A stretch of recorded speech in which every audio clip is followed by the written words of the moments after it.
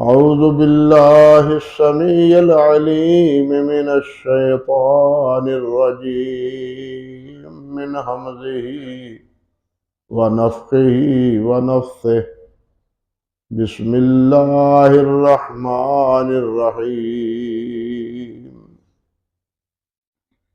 ربنا وأدخلهم جنات عدن التي وعدتهم ومن صلح من آبائهم وأزواجهم وذرياتهم إنك أنت العزيز الحكيم وقهم السيئات ومن تق السيئات يومئذ فقد رحمته وذلك هو الفوز العظيم سبحان ربك رب العزة عما يصفون وسلام على المرسلين والحمد للہ رب العالمین۔ محترم معزز سامعین کرام، عزت مآب میری بہنوں اور بیٹیوں، ان آیات میں اور اس سے پہلی آیت مبارکہ میں اللہ سبحانہ و تعالی نے حاملین عرش اور عرش کے اردا گرد جتنے فرشتے صفے باندھے ہوئے ہیں ان کی اہل ایمان کے لیے دعاؤں کا ذکر کیا ہے کہ وہ جہاں اللہ سبحانہ و تعالیٰ کی حمد و ثنا کہتے ہیں وہاں حمد و ثنا کے ساتھ ساتھ اہل ایمان والوں کے لیے بخشش اور مغفرت کی دعائیں بھی کرتے ہیں، اور ساتھ یہ بھی عرض کرتے ہیں کہ مولا کریم ان ایمان والوں کو جنت عدن میں داخل فرما دے، ان کو ہی نہیں ان کے آباء کو بھی، والدین کو بھی، اور ان کی اولاد کو، اور ان کی ازواج کو بھی، بیویوں کو، اور انہیں میدان محشر کی پریشانیوں سے، وہاں کی عقوبت اور وہاں کی ندامت سے انہیں محفوظ فرما، اور پھر انہیں جنت میں داخل کر دے۔ یہی سب سے بڑی کامیابی، یہ ہے اس دعا کا خلاصہ جو وہ اللہ رب العزت کے عرش کے اردا گرد اللہ کی تسبیح کہنے والے اہل ایمان کے لیے کرتے، اور یہ بلا شبہ اہل ایمان کے لیے بہت بڑی سعادت اور ان کے اعزاز کی بات ہے کہ کہاں زمین پر فرش پر بسنے والے انسان مسلمان مومن، اور کہاں وہ فرشتے جنہیں اللہ رب العزت کا انتہائی قرب حاصل ہے، اللہ کے عرش کو اٹھائے ہوئے ہیں، اللہ کے عرش کا طواف کرتے ہیں، اللہ کے عرش کے اردا گرد صفے باندھے کھڑے ہیں، جہاں وہ وہاں اللہ کی حمد و ثنا کر رہے ہیں، وہاں وہ اللہ کے حکم سے اہل ایمان کے لیے بخشش، مغفرت کی اور جنت کی دعا کرتے ہیں۔ اللہ ان کی دعا یقیناً ہمارے ہاں یہ بات معروف ہے، اور ہے بھی یہ حقیقت کہ اہل اللہ کی دعائیں رائے گاں نہیں جاتی، اللہ والوں کی دعائیں اللہ قبول فرماتے ہیں۔ مستجاب الدعوات شخصیات اس دنیا میں بھی ایسے ہے کہ وہ جو اللہ سے مانگتے ہیں اللہ پورا کر دیتا ہے۔ نبی انبیاء کرام علیہم السلام بھی نہیں، انبیاء کرام علیہم السلام پر ایمان لانے والے اہل ایمان صحابہ کرام ہوں یا بعد میں آج تک کتنے اللہ والے ہیں، جب وہ اللہ کے سامنے ہاتھ پھیلاتے ہیں تو اللہ سبحانہ و تعالیٰ ان کی دعا قبول فرماتے ہیں۔ حیرانی ہوتی ہے بعض حضرات پر، بعض بزرگوں پر، کہ اللہ کا کتنا قرب انہیں نصیب ہوتا ہے۔ حضرت سید عبداللہ غزنوی رحمۃ اللہ علیہ، اللہ اکبر، جب ان سے کوئی دعا کے لیے کہتا وہ دعا کر دیتے، اور دعا ہی نہ کرتے بلکہ دعا کے اختتام پر یہ بھی فرما دیتے قبول شد، یہ دعا قبول ہو گئی۔ اللہ اکبر کبیر، یعنی اللہ ذوالجلال دل میں یہ بات ڈال دیتے تھے کہ عبداللہ تو نے جو مانگا ہے میں نے دے دیا ہے۔ اس دنیا میں ایسے لوگ ہیں۔ ہمارے حضرت صوفی عبداللہ صاحب رحمۃ اللہ علیہ، ان کے بارے میں بھی ایسی باتیں بڑی معروف کہ جب وہ کوئی کبھی ہاتھ اٹھا لیتے تھے تو انہونی بھی ہونی ہو جاتی تھی اللہ کے فضل و کرم سے۔ اور بڑے واقعات ہیں ان کی زندگی کے بھی۔ حضرت مولانا فتوحی والے تھے ایک بزرگ، یہ فتوحی والا یہ قصور میں گاؤں ہے بالکل بارڈر کے اوپر، ولی محمد ان کا نام تھا۔ ان کی بھی یہی پوزیشن تھی، دعا کرتے تو ساتھ ہی فرما دیتے کہ اللہ اس کا انجام بہتر کرے گا جیسے دعا کی ہے اللہ تعالیٰ سے۔ یہ تو فرشی ہیں اللہ کے بندے، اور وہ عرش کے اردا گرد اللہ کے فرشتے ہیں۔ وہ نہیں کیوں نہیں دعائیں ان کی اللہ قبول کرے گا، لیکن شرط یہ ہے کہ ہمیں ایمان کی دولت حاصل ہو۔ اگر ایمان ہی نہیں ہے، اللہ پر سچا پکا ایمان نہیں ہے،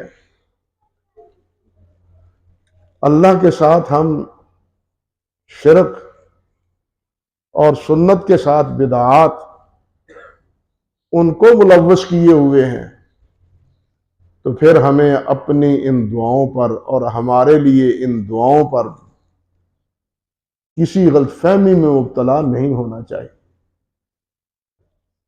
پہلے اپنے اندر پختہ ایمان ثابت کرنا چاہیے، جس طرح اللہ ذوالجلال نے فرمایا ہے نا، یا ایھا الذین آمنوا آمنوا باللہ ورسولہ، ایمان کا دعویٰ کرنے والوں ایمان لاؤ اللہ پر۔ دعویٰ تو تمہارا ہے کہ ہم ایماندار ہیں، لیکن ایماندار بنو بھی نہ، زبانی یہ کہہ لینے پر کہ ہم ایماندار ہیں بات نہیں بنتی جب تک کہ اس کے ایمان کے تقاضے پورے نہ کریں۔ اللہ اکبر کبیرہ، ہمیں اللہ وہ ایمان نصیب فرمائے جو اللہ کے ہاں مقبول ایمان ہے، اور یہی ایک واحد نجات کی راہ ہے۔ ایمان کے بغیر کوئی انسان نجات نہیں پا سکتا۔ اسی طرح اللہ کے پیارے پیغمبر حضرت محمد رسول اللہ صلی اللہ علیہ وسلم کی اطاعت اور فرم برداری کے بغیر کوئی بھی جنت میں نہیں جا سکتا۔ جنت کی راہ جانے کی ایک ہی ہے، اور وہ ہے جو حضرت محمد رسول اللہ صلی اللہ علیہ وسلم بتلا کے گئے۔ اور یہ بات ایک جگہ نہیں، کئی جگہ اللہ ذوالجلال نے یہ بات ارشاد فرمائی ہے۔ یہاں بات دیکھیے نا کہ وہ بخشش کی دعائیں بھی کرتے ہیں، مغفرت کی دعائیں بھی کرتے ہیں، جہنم سے بچنے کی دعا بھی کرتے ہیں، اور اس کے ساتھ ساتھ وہ یہ بھی بتلاتے ہیں کہ کامیابی اسی میں ہے کہ انسان جہنم سے بچ کے جنت میں چلا جائے. یہی کام ذالک هو الفوز العظیم، یہی کامیابی. جہنم سے بچنا صرف یہ کامیابی نہیں ہے. صرف جہنم سے بچنا، جہنم اور جنت کے مابین ایک آراف کا مقام بھی ہے، جہاں جنت میں وہ جانے والے ہوں گے، نہ جہنم میں جانے والے، بیچ کے راستے پر کھڑے ہوں گے. جنت کی طرف دیکھیں گے، اہل جنت کی طرف، تو پھر ان کے دل میں امنگیں پیدا ہوں گی، کاش کہ ہم بھی اہل جنت کے کام کرتے. جہنم والوں کی طرف دیکھیں گے تو یک گونا اللہ کا شکر کریں گے کہ ہم جہنم سے تو بچے ہوئے ہیں. لیکن کامیابی کس راہ میں ہے؟ جب جہنم سے بچ کے انسان جنت میں چلا جائے. ذالک هو الفوز العظیم ومن زحزح عن النار وادخل الجنۃ فقد فاز. اللہ ذو الجلال فرماتے ہیں فمن زحزح عن النار وادخل الجنۃ فقد فاز. جو جہنم سے بچا لیا گیا اور جنت میں چلا گیا وہ ہے کامیاب. بھائیو، کامیابی مال و دولت جمع کرنے میں نہیں ہے، کاروبار بڑھانے میں نہیں ہے، ملیں تعمیر کر لینے میں نہیں ہے. کامیابی ہے اللہ کے رسول صلی اللہ علیہ وسلم کی اطاعت اور فرما برداری میں.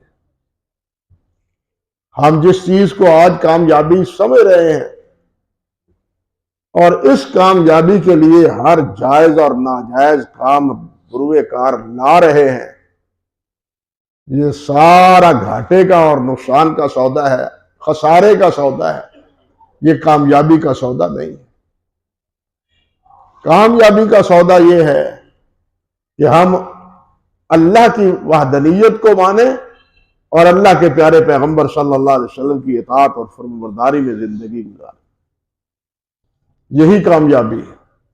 اللہ ذو الجلال والاکرام نے یہ بات فرمائی ہے وَمَن يُطِعِ اللَّهَ وَرَسُولَهُ فَقَدْ فَازَ فَوْزًا عَظِيمًا. جو آدمی اللہ اور اللہ کے رسول کی اطاعت کرتا ہے وہی کامیاب ہوتا ہے. کامیابی اس میں، یہ اللہ کا فرمان ہے جس کا ہر فرمان سچا ہے. ہمیں سوچ لینا چاہیے کہ ہم کامیابی کا ذریعہ کیا سمجھتے ہیں اور اللہ ذو الجلال نے کامیابی کا ذریعہ کیا بتلایا. اللہ اکبر کبیرہ. ایک جگہ اللہ ارشاد فرماتے ہیں وَمَن يُطِعِ اللَّهَ وَرَسُولَهُ يُدْخِلْهُ جَنَّاتٍ تَجْرِي مِن تَحْتِهَا الْأَنْهَارُ خَالِدِينَ فِيهَا وَذَلِكَ الْفَوْزُ الْعَظِيمُ.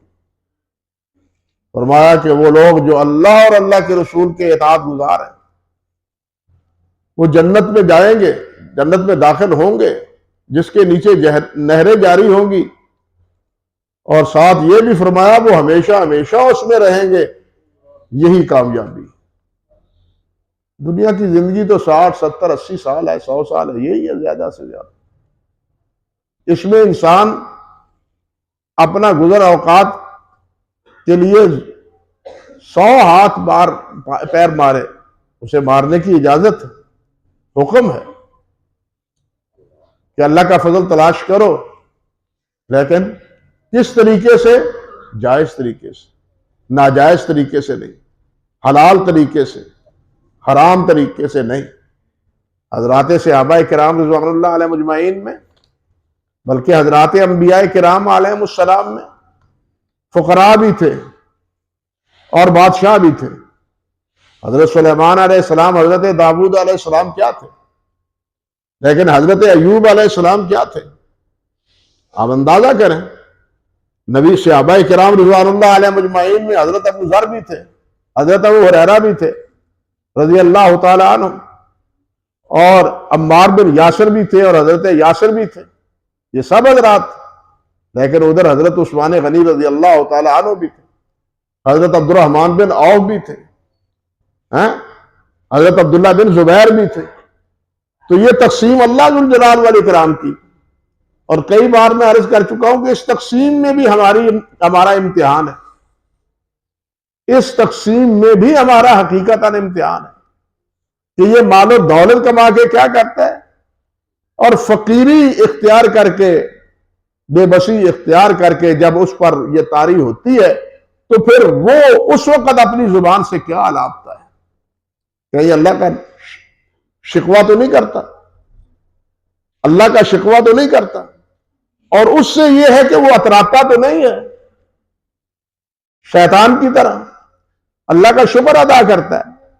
حضرت سلیمان علیہ السلام، داؤد علیہ السلام نے یہی فرمایا تھا، یہ سب کچھ ہمیں اللہ نے اس لیے دیا ہے تاکہ ہم اللہ کا شکر کریں. یعنی اگر اللہ نعمت دیتا ہے تو پھر اس کا شکر بجا لانا چاہیے، اور اگر نہیں ہے تو پھر صبر ہونا چاہیے. اگر پورے دین کا خلاصہ نکالیں تو دو ہی لفظوں میں وہ سارا خلاصہ سمٹ کے آ جاتا ہے. ایک شکر ہے، ایک صبر. ایک شکر ہے، ایک صبر. پورے دین کا خلاصہ حافظ ابن قیم رحمۃ اللہ علیہ فرماتے ہیں ان دو لفظوں میں.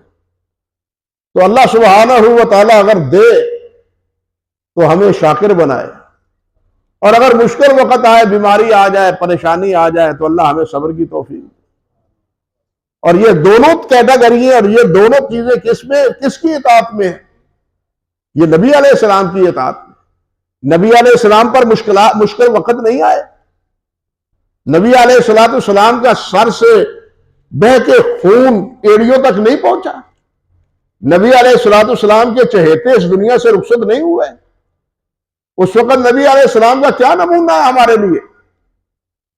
نبی علیہ السلام کے دور میں سارا مکہ فتح نہیں ہوا، سرزمین حجاز فتح نہیں ہوا، سارا حجاز فتح ہو گیا. اس وقت نبی علیہ السلام کا طرز عمل کیا ہے؟ خود نبی علیہ السلام میں یہ دونوں چیزیں موجود ہیں. یعنی اللہ کی نعمتیں بھی ہیں اللہ کی طرف سے. یعنی ایک وہ وقت ہے کہ رات میں چھپ چھپا کے نکلے، اللہ اکبر کبیر، رات میں چھپ چھپا کے نکلے، غار میں جا کے پناہ لیتے ہیں. ایک وقت وہ ہے. اور ایک وقت وہ ہے کہ گھوڑے پر اپنے اونٹ پر سوار ہیں اور مکہ مکرمہ کو فتح کرنے کے لیے تشریف لائے ہیں. 10,000 ساتھی آپ کے ہم رکاب ہیں. اور اس حالت میں آپ کیا ہے؟ صحیح مسلم کی روایت اور دوسری حدیث کی کتابوں میں یہ ہے کہ نبی علیہ السلام اپنی اونٹنی مبارک کشوا پہ تشریف فرما تھے، اور عاجزی اور انکساری سے آپ کا سر مبارک اونٹنی کے پالان کو لگ رہا تھا. یہ کیفیت تھی.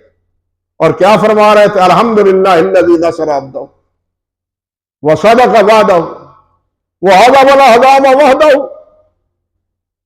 اس اللہ کا شکر ہے جس نے اپنا وعدہ سچا کر دیا.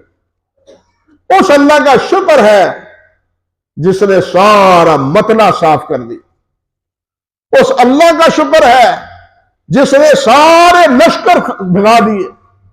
نہ یہودی رہے نہ کفار رہے. مدینہ بھی صاف ہو گیا، مکہ مکرمہ بھی صاف ہو گیا، بلکہ پورا سرزمین حجاز ساری کے ساری وہ نبی علیہ السلام کے زیر سایہ اور زیر جھنڈے کے نیچے جمع ہو. ایک وقت یہ بھی ہے، ادھر بھی نمونہ ہے، ادھر بھی نمونہ ہے. اللہ عزت دے تو پھر کیا ہے، اگر پریشانی آئے تو پھر کیا ہے. یہی دو کیفیتیں ہیں انسان کی زندگی میں جو انسان کو درپیش آتی ہیں.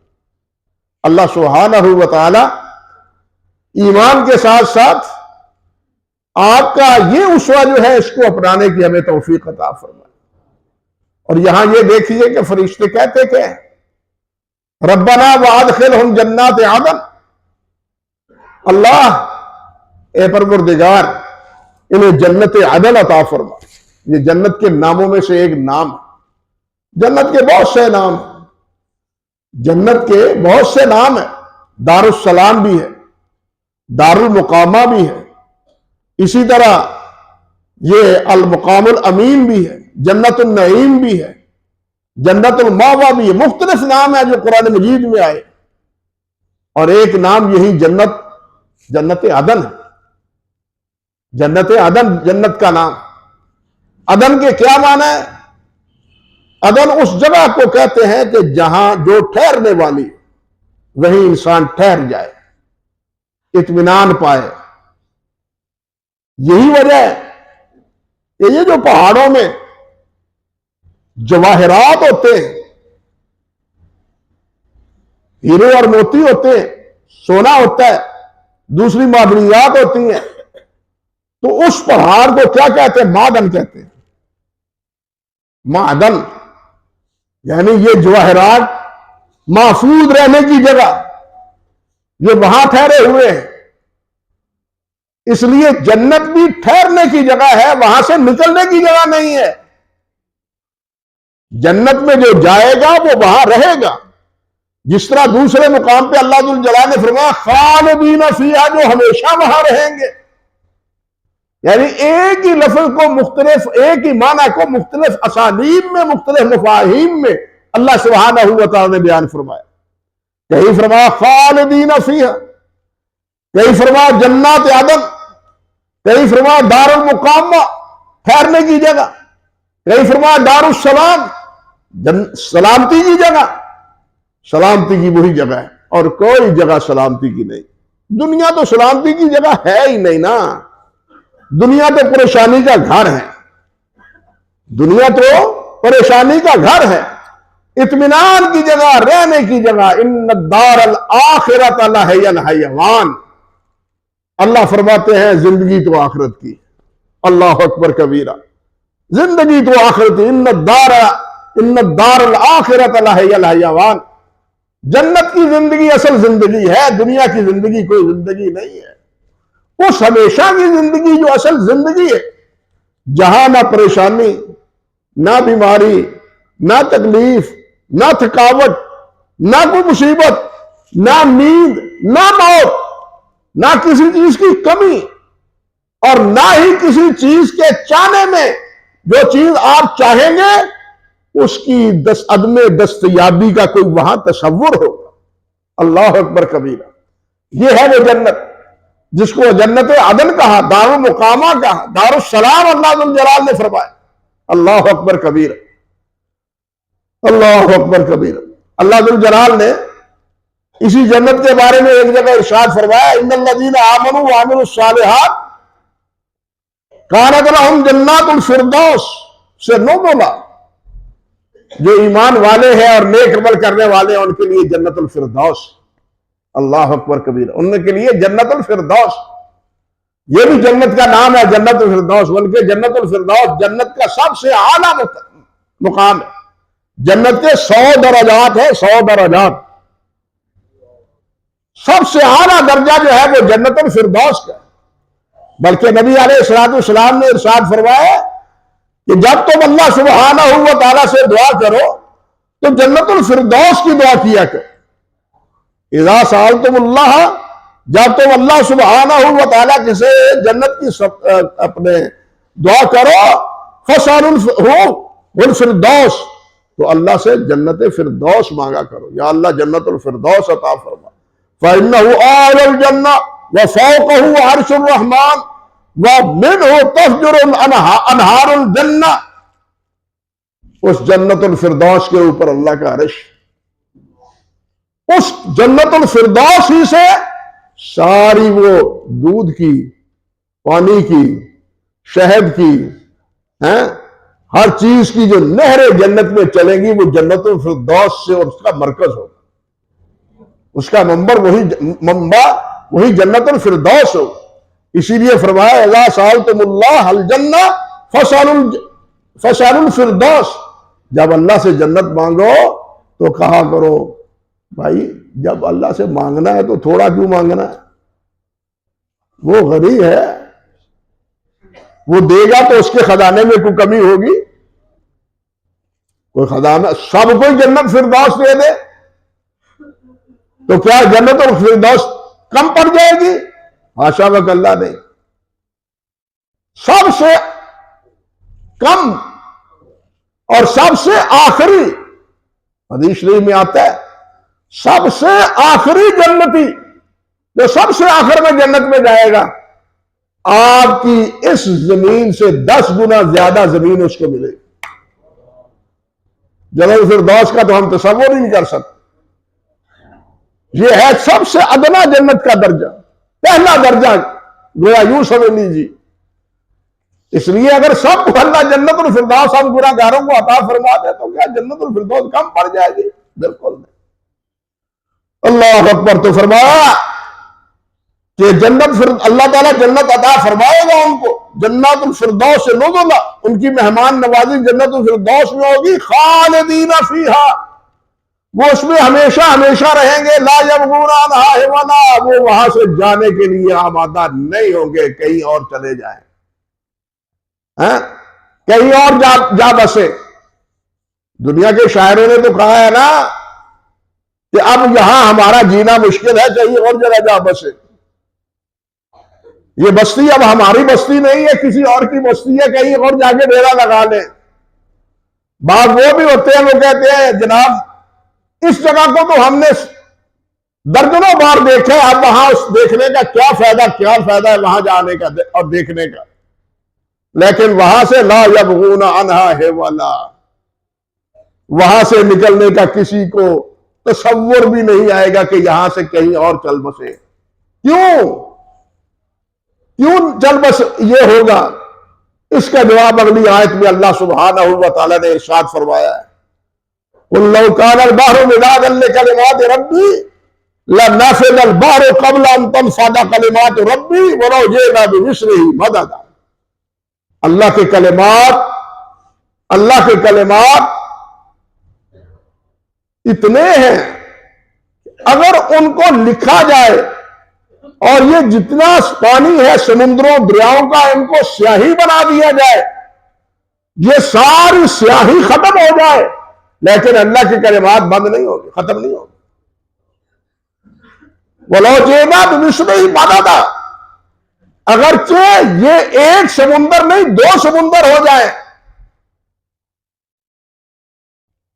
ہم کہتے ہیں نا 7 سمندر پار، یہ 7 سمندر نہیں 14 سمندر ہو جائے، اور یہ تو طے شدہ بات ہے کہ یہ زمین کی دھرتی اس سے زیادہ پانی ہے، زمین کم ہے، زمین اس دھرتی سے زیادہ ہے۔ اس ساری زمین کا پانی اس کو اگر سیاہی بنا دیا جائے تو اللہ کے کلمات کو لکھا نہیں جا سکتا۔ اللہ کے کلمات کب سے ہیں سوچ لیجئے، ذرا غور فرمائیے۔ جب کوئی تھا نہیں، نہ زمین تھی، نہ آسمان تھا، نہ انسان تھا، کوئی چیز میں نہیں تھی، اس وقت 50,000 سال پہلے اللہ ذو الجلال نے فرمایا قلم کو لکھو، اس وقت سے قلم نے لکھا۔ اس وقت اللہ کے بول اور اللہ کے کلمات اس وقت سے۔ اور دوسری جگہ اللہ کیا فرماتا ہے؟ کل یوم ہوا فی شان، ہر روز اللہ ذو الجلال کی نئی شان، نیا آرڈر ہے، نیا حکم ہے، ہر ایک کے مقدرات کا فیصلہ ہو رہا ہے، اس کو دینے نہ دینے کے فیصلے ہو رہے ہیں۔ یہ ساری باتیں، یہ سارے کلمات اللہ سبحانہ و تعالیٰ کے ہیں، اور آخر جنت تک، جنت کے بعد بھی یہ جنت جو ہے، جنت میں چلے جانے کے بعد اللہ کے کلمات ختم نہیں ہوں گے۔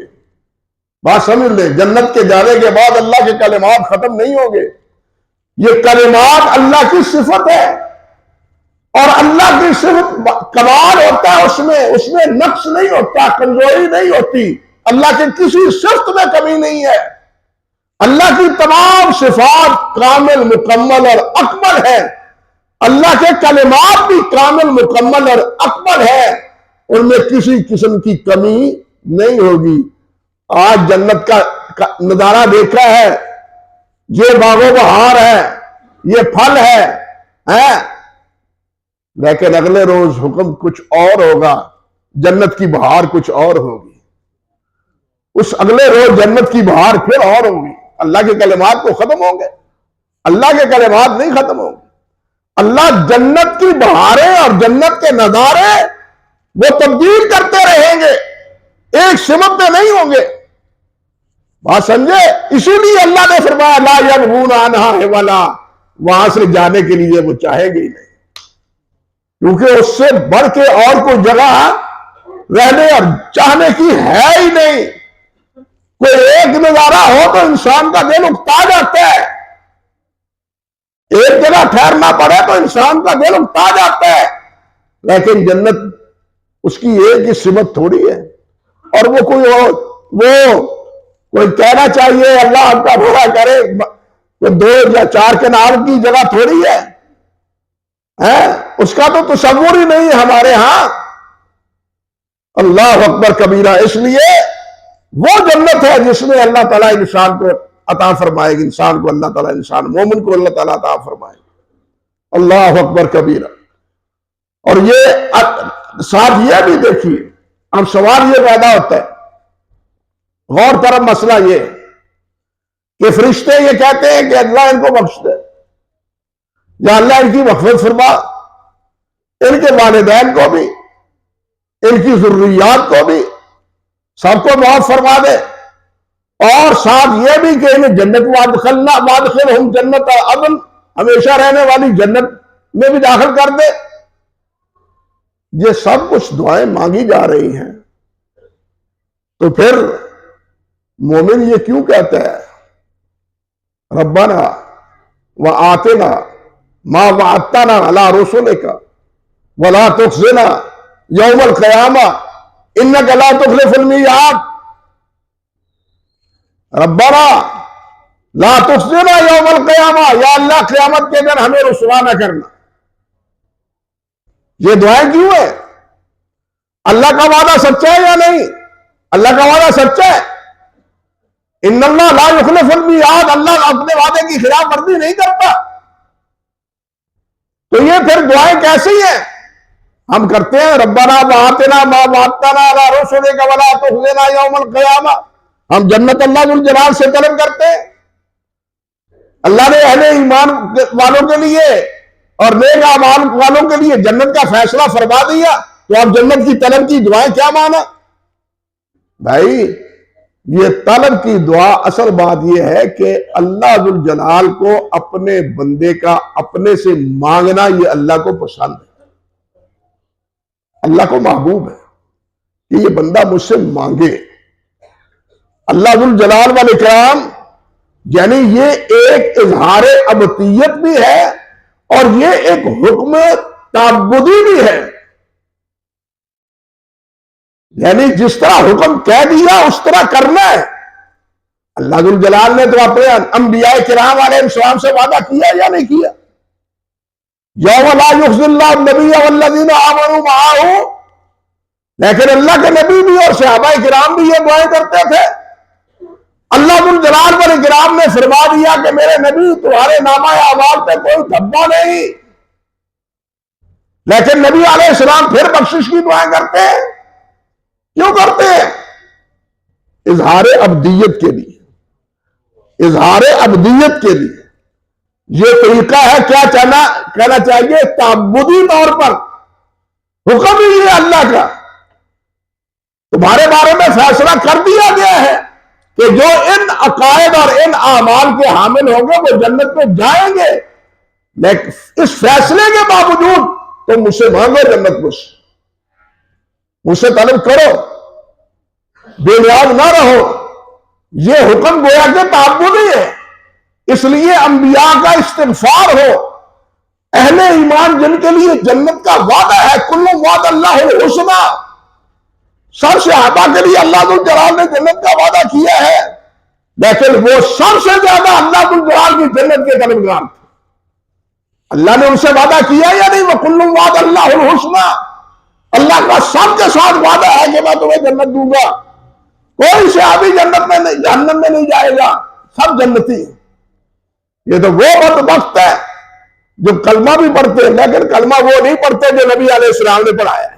سچی بات تو یہ ہے، وہ کلمہ وہ نہیں جو نبی علیہ السلام پڑھاتے تھے، یہ کلمہ کچھ اور پڑھاتے ہیں۔